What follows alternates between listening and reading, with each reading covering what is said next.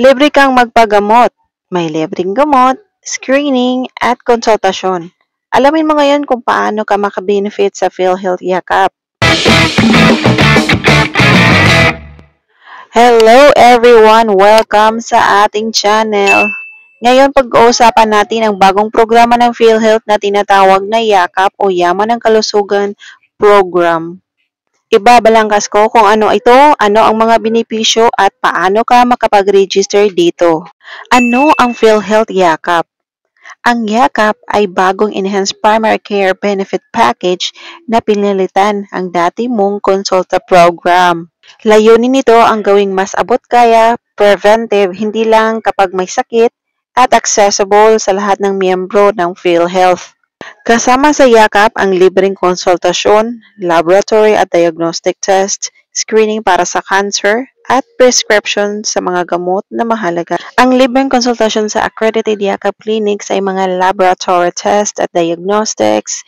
Ilan sa mga ito ay CBC, lipid profile, chest x-ray, pap smear, mammogram, at iba pa. Ang libreng gamot naman mula sa gamot package ngayon ay 20,000 per year na halaga para sa outpatient medicines.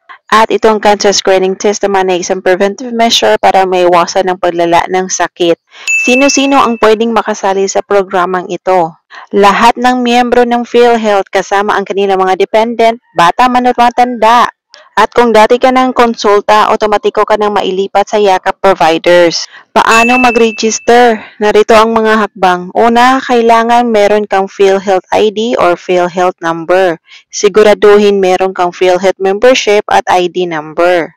Kung wala pa, maaari mo itong pindutin ang link na ito o ikopyahin para makakuha ka na ng PhilHealth number. Pangalawa, register sa Yakap Clinic. Pumili ng accredited Yakap Clinic sa inyong lugar. Maaari kang magparehistro doon bilang miyembro at dependent mo. Pangatlo, online options. Pwede ka mag-register through PhilHealth member portal. Pwede din gamit ang eGovPH.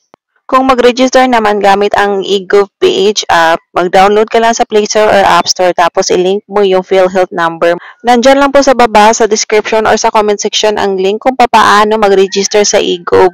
Dito sa ating PhilHealth profile, i-click lang natin itong Yakap sa baba. Dito pipili ka na ng Yakap provider. Pinutin mo lang itong arrow na to para mapili mo yung province and municipality na malapit sa inyong lugar. Dito lalabas ang mga Yakap clinics na malapit sa inyong lugar at kung may napili ka na, pinutin mo lang itong select. And then pinutin lang natin itong yes to proceed at yan na yung magiging Yakap provider natin. Pang-apat, bisitahin ang local PhilHealth office kung hindi mo ito nagawa online. At pang-lima, kapag nakarehistro ka na, pwede mo nang gamitin ang mga serbisyo. Mag-consult, mag-lab test, mag-prescribe ng gamot sa accredited clinic at pharmacy. Paalala lang na dapat siguraduhin na ang klinika or diagnostic center at pharmacy ay accredited sa Yakap or gamot program. Alamin din kung ano ang mga libreng serbisyo sa lugar mo dahil may mga variation sa implementasyon sa bawat rehiyon. At huwag kalimutang itanong sa clinic kung paano i-avail ang mga cancer screening tests at iba pa dahil may mga condition o referral ang mga ito. Sa madaling salita, ang Yakap ay mas malawak na proteksyon sa kalusugan, preventive, mas maraming benepisyo at madaling magawa ang registration. Kung gusto mong malaman ang listahan ng mga Yakap clinics sa inyong lugar, comment ka lang sa videong ito at tutulungan kita. Huwag kalimutang mag-like, share at mag-subscribe para sa iba pang updates at tips. Ingat kapatid, dapat malayo sa sakit kasama ang Yakap. Maraming salamat sa panonood!